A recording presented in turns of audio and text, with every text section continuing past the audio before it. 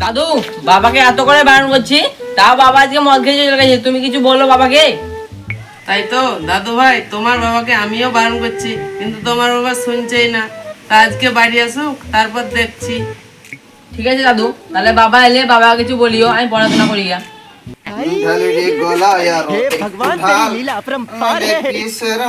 মাল খেয়ে যদি না হইবে সমান, তবে কিসের আস্তে আস্তে হাঁটতে হবে, বা পড়ে টরে গেলে ঠ্যাং ঠ্যাং ভেঙে যাবে। চুপচাপ যাব আর বাবাকে গিয়ে বলবো, বাবা আমি আবার 2 নম্বর বিয়ে করব। শালা আমার আগের বউটা তো পটল তুলেছে, আর বাড়িতেও একটা ছেলে, আমার জীবনটা পুরো হেল হয়ে গেল। ঠিক আছে, বাবার কাছে যাই, তারপর আমি বাবাকে বলবো। হ্যাঁ বাবা,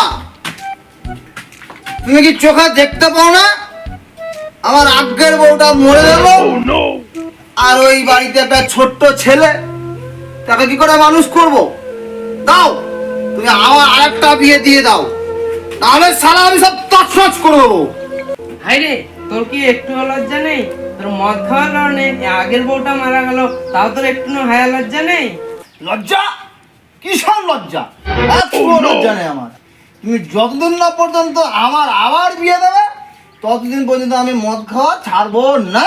আমার জন্য ভাবতে হবে না তোকে। তোর ওই বাচ্চার ছোট্ট ছেলেটা সেই ছোটবেলাতে মা মারা গেছে, তার জন্য তুই একটু ভাব। তুই বাবা হয়ে ওর জন্য কি করেছিস বলতো? বাবা হওয়ার জন্য অনেক অনেক যোগ্যতা লাগে। আমি ওসব যোগ্যতা কিচ্ছু বুঝি না। তুমি যদি আমার বিয়ে দাও তো আমি এখানে থাকবো, আর যদি না বিয়ে দাও আমি আজই যাবো আর একটা নতুন বিয়ে করে নিয়ে এসে ঘর ঢুকবো। বুঝেছ? বাবা, তুমি যদি আবার বিয়ে করো, তাহলে তোমার গর্দনাকে কেটে শেষ করে দেবো। বাবা বেটা মনে হয় আমার কেঁপে গেছে।